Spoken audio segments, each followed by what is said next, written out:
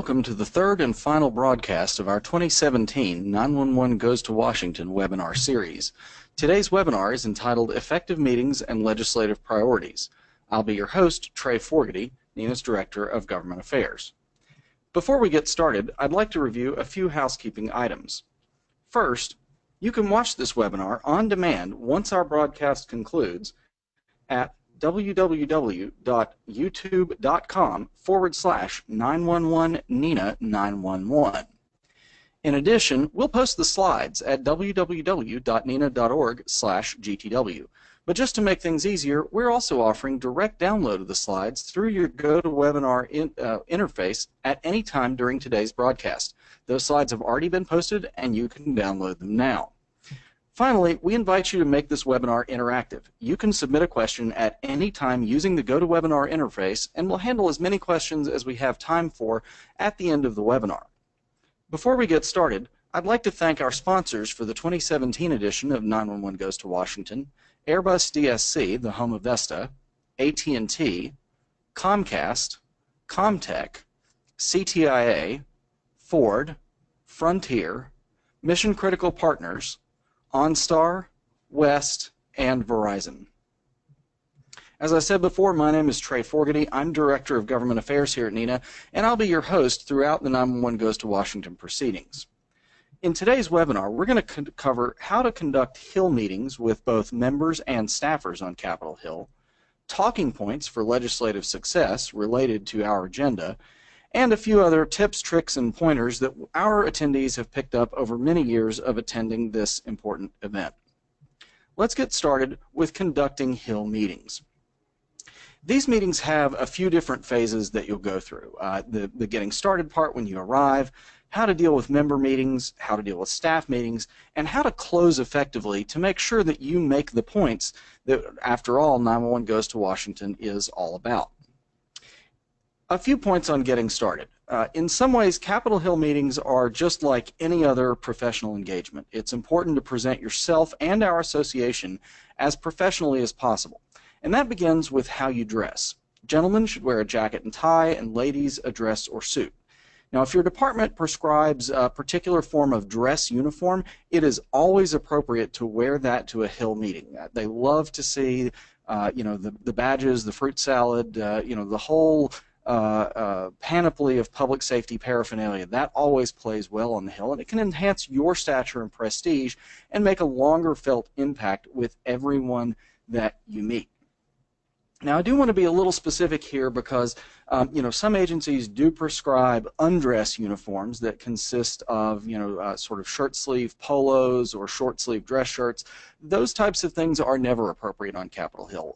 Always remember you want to dress to the prestige of the office that you are meeting with. And so it's very important to dress appropriately for this. The polo shirts and the short sleeve dress shirts, those should be left at home. Now, it's also important for these meetings that you arrive on time. And on Capitol Hill, that has a very specific meaning. And the reason for that is the offices are very, very, very small. Most of these offices, especially on the House side, will not have dedicated conference rooms. Meetings are often held just around the lunch table or even out in the hallway. The best you can hope for sometimes will be on a couch in the member's private office, if they happen to be away for votes or something like that. So there's not a lot of waiting space to put people in. So on time on the Hill means that you don't arrive late, never late, but arrive no more than 5 minutes early. There's an old saw that tells people you should always show up 15 minutes early. Well, the problem with that is on the Hill, 15 minutes early is not your meeting, that's somebody else's meeting. So you really need to pay very close attention to this, walk through the door exactly at the specified moment, no more than 5 minutes early. And when you do walk through that door, remember to be polite to the staffers in the front office. Now, in other business settings, the sort of person who greets you at the door might be someone of potentially lesser importance. They might be a secretary or a receptionist, just a greeter, someone who doesn't have substantive responsibilities in the business. On the Hill, that's almost never the case. Because there are so many different issues that the government of the United States touches upon, and because the staff of the individual Congress members are so small, each member of that office has to cover some amount of substance. Now, typically the folks in the front room will be relatively more junior. They may be staff assistants or legislative correspondents, and so they will tend to handle non-controversial issues or issues that are not within the committee jurisdiction that is relevant for their particular member. Now, that can mean that they might handle something like public safety or telecommunications. If their boss is not on a committee that ordinarily deals with those topics, they may be handling those issues because they're considered lower in importance for that particular office because they just aren't inside the wheelhouse of what they deal with every day. So make sure that you're very polite to these folks because they may be the ones handling your substantive issues and whose help you may need to rely on ultimately to get legislation passed. And as I said before, meeting space here is really at a premium, so be prepared to have a stand-up meeting in the hall or in an open office area. Be ready to speak louder than you normally would. Be ready to handle anything that comes up. Sometimes, a staffer will ask you to have a meeting with them, what we call in DC a petaconference. That's where you walk and talk at the same time. They might be shuttling you over to the Capitol building from one of the House or Senate office buildings and want to get a quick download from you on the way. Treat that as if it was an important meeting, because it is. Don't think just because you're rushing through the hallway that it's less important. It's not. It absolutely counts. In general, when you start one of these meetings, you want to present relevance to the members' particular issues. So you always want to start by introducing yourself by your hometown, your agency, and your title. And we always encourage people here, whenever possible, make appointments only with your members. If you're meeting with a member or a staffer from a member who is not representing you, they legally, officially, and practically do not and cannot care about your issues. So you've got to make sure that you make the point that I am from your constituency.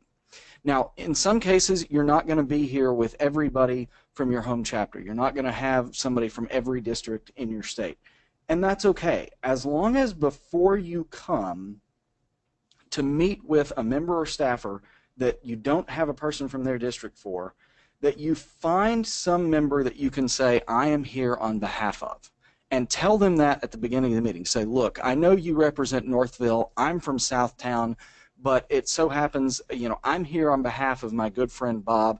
Bob is from Southtown, and he asked me to come and meet with you on his behalf. Here's his contact information so you can follow up with him. I know he's your constituent, but he authorized me to bring this message on behalf of the people in your district. And that gets to another important point. You always want to lead with a story from the district. Talk about how 911 has an impact for the people who can vote that member into or out of office. Make it something impactful, and whenever possible, make it something that relates to the opportunities that Next Generation 911 will bring, or the challenges that staying with existing enhanced 911 systems are already causing. Make the story quick, and don't let it linger into things like how family are doing and so forth. Members and their staffers understand that these time periods they have are short, and that you're not going to have a huge amount of time for small talk.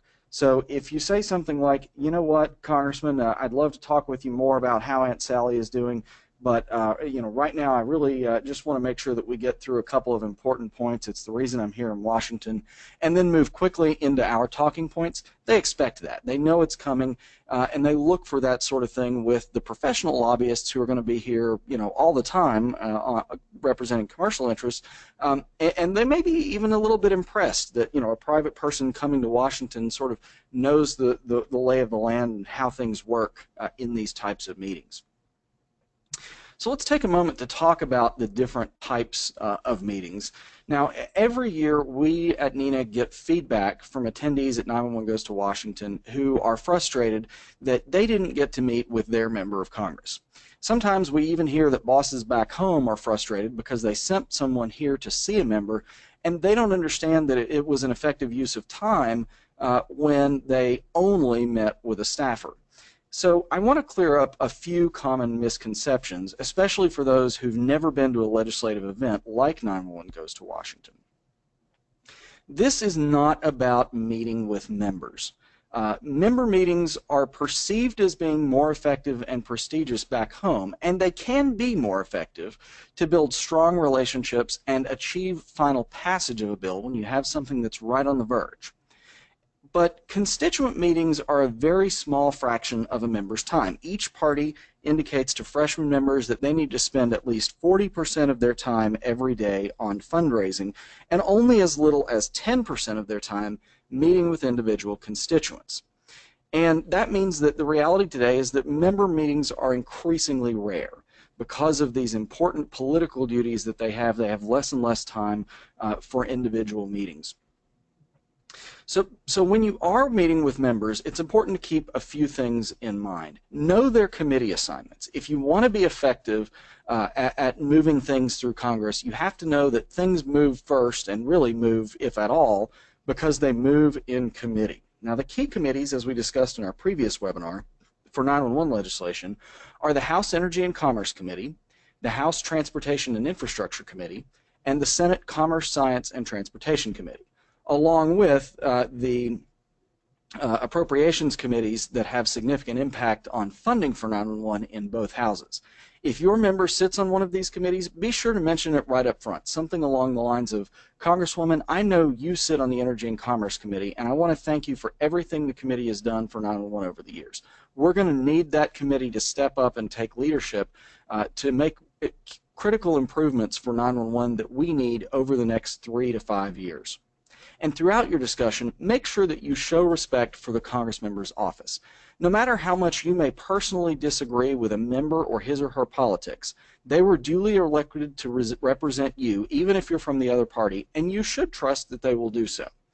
In doing that, be personable and direct. They're used to very plain talk about how things are and what they need to know. You should provide that to them. Remember to stay focused. You have to get through these talking points because they are important. They are an ask that you are going to make during this meeting. The members will expect and respect that. So make sure that you do stick to your guns, as we talked about before. And lastly, tie your ask to their district. We're going to give you the generic talking points about why NG 911 is so important, why we need an infusion of federal capital to make the NG 911 transition on a time frame that works, not just for commercial operators, but the public safety community and the public that we serve. But you've got to tie that back to the PSAPs and the telecommunicators and the people in their district. Talk about what having NG 911 will do for situations like that thing that just happened in the district a few months ago that made the news. That big event, that kidnapping, that lake rescue, whatever it was, tie the NG 911 capabilities back to that. Tie it to the number of PSAPs you have. Tie it to the telecommunicators that you have and how their roles will change. And lastly, most importantly, at the very beginning of the meeting, ask if the members' telecom and public safety LAs, or legislative aides, they're called LAs on the Hill, can join the meeting. You want to make sure that those substantive folks are in the meeting as well so that they hear your talking points too. And I want to explain in the next few slides why that is so important. Now, as I said before, meetings with staff are often perceived, especially back home, as being less effective or less prestigious than meetings with members. The reality, though, is that they are more effective at building understanding and support for particular issues, getting bills introduced, getting votes in committee, and getting policy support for the things that we want to see change in Washington. A staff member spends all of their time researching issues and advising their members. You're here for 911 Goes to Washington at most 2 to 3 days a year. Members, given today's legislative calendar and the fundraising requirements placed upon them, might be here in Washington 100 days in a year. But the staff members live here, and those staffers know other staffers. They talk to other staffers from other offices. They go on congressional delegations with them. They attend briefings with them. They see them day in and day out, and they discuss political and legislative and substantive policy strategy with those other staffers all of the time. And more often than not, staff-to-staff communications are what get legislation passed. This is how it gets developed, this is how it moves through committee, and this is how it gets to final passage. So we really encourage you, whenever possible, get those staff in the meeting one way or another so that you're able to target your message to the folks who have, full-time substantive responsibility for our issues. And here, it's important to know the staffer's background. If you can look them up on Facebook or LinkedIn or something like that, oftentimes members will try to hire from their district. That's always good politics, so that they do that quite frequently. If you can at all, find out anything you can about the staff members, know their background, and show respect for their expertise. A lot of these folks, they may be quite young, but I guarantee you they know the ins and outs of policy and the practical realities here in Washington. I have a good friend up on the Hill who is very young but looks even younger and is often mistaken for a person of little substance as a result of it. He's also shorter in stature. People tend to overlook him. But the thing is, it turns out he's one of the most well-respected staffers on the entire Hill, formerly worked in the Majority Whip's office, and he's the sort of person that absolutely can make or break legislation if he gets behind it and decides to get his boss behind it. So never underestimate the person that you're looking at here. Respect their expertise. The worst thing you can do is come in and have a "now listen here, Sonny" kind of attitude. That will break your case as quickly as possible. Just like with a member, it's important to be personable and engaging and to make your ask, but here it's important to focus on building understanding and a long-term relationship. Even as members turn over, staffers tend to remain on the Hill. They may go to other offices or other committee offices.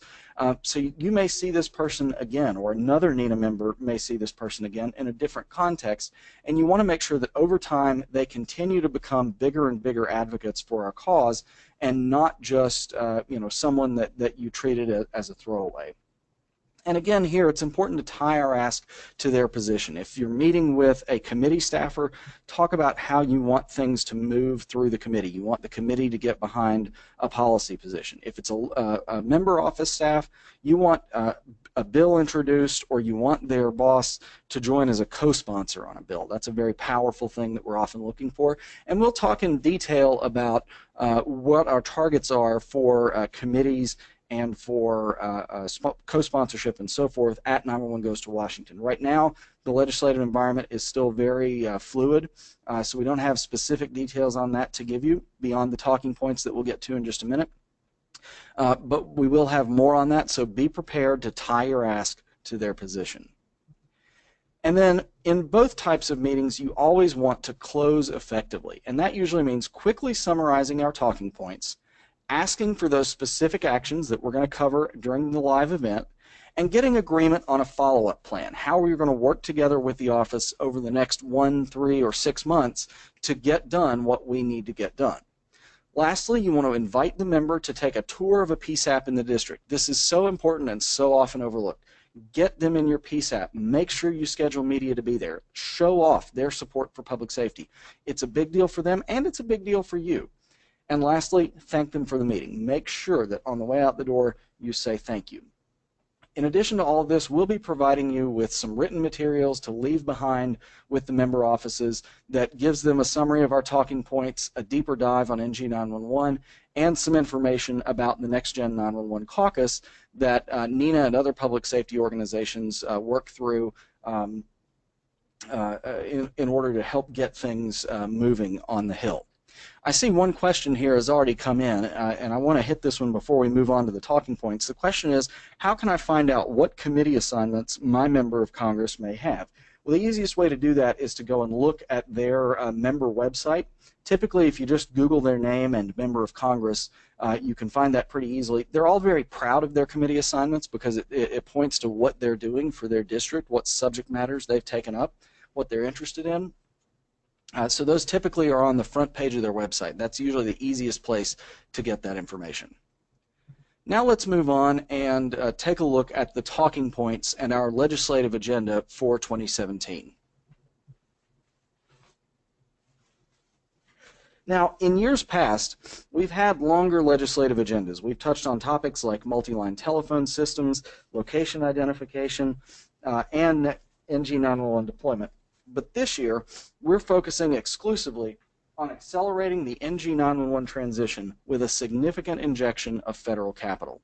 The reason we're doing that is all of these other legislative efforts really pale in comparison to the immediate imperative of accelerating the NG transition before the end of the year 2020. Really can't emphasize enough how important this one point is, particularly given the ongoing work of the NG 911 Now coalition. So how do we want them to do that and why? Well, first off, consumer and public safety networks are going all IP. You can see this every day with your smartphone. It's all LTE now. It's doing everything, voice, video, text, and data over the IP network. And those benefits are now coming to our first responder colleagues in the field. FirstNet is getting built, and it is one of the keys to the future of public safety.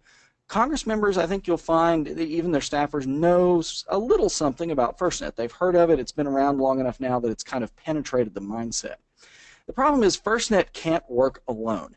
NG 911 is the critical link between citizen and responder. It gets you to the PSAP. It's the thing without which FirstNet, on its own, can't really meet its full potential.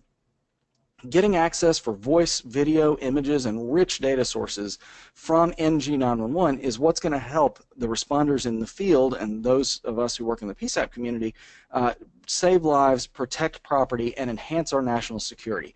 And I love that last little point there. That's one that's going to be on your talking point cards, because 911 really is a key aspect of not only public safety, but homeland and national security. I love to use the example of the Christmas Day bombing attack that was foiled when someone called 911 and said, hey, there's this creepy white van out here. Imagine just how much more effective the response that ultimately foiled that plot could have been if that person had been able to send in a photograph of the creepy white van. Responders might have located it even sooner. So in addition to these points, 911 agencies must make the transition to NG 911 very, very soon. Legacy commercial networks and services are going away, and if we don't transition our 911 networks at the same time, we're going to run into two problems. First, we're going to be saddled with a lot of costs as 911 systems end up having to pay to keep up these legacy network elements that nobody else is using. That's going to be an enormous cost burden on the PSAPs, and it's one that we want to avoid. It also may hamper the broader commercial transition to all IP networks, as consumer networks are forced to wait on 911 systems to make the changes that they have to before those networks can be discontinued or upgraded. The cost of inaction here really will be enormous for all of our state and local and federal governments. We'll have more expensive transitions, complicated integrations with FirstNet, and most importantly to us in the public safety community, lives lost and property destroyed. So it really is imperative that we get this NG transition done over the next 3 to 4 years. So how can we accelerate the NG 911 transition, and why should we? Well, first off, the new administration has prioritized investments in public safety and infrastructure. NG 911, thankfully, is both. This is homegrown technology that will better serve our police, fire, EMS, and Homeland Security responders in the field. But most importantly, of course, it will make our jobs better and lives easier for those in the 911 profession.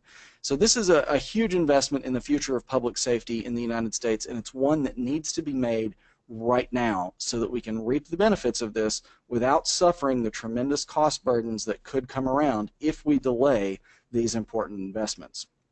So once again, just to touch on the importance of it, our sole agenda for the 2017 edition of 911 Goes to Washington is to accelerate the NG 911 transition with, and I should say here, that's a typo, it should actually say just with a significant injection of federal capital.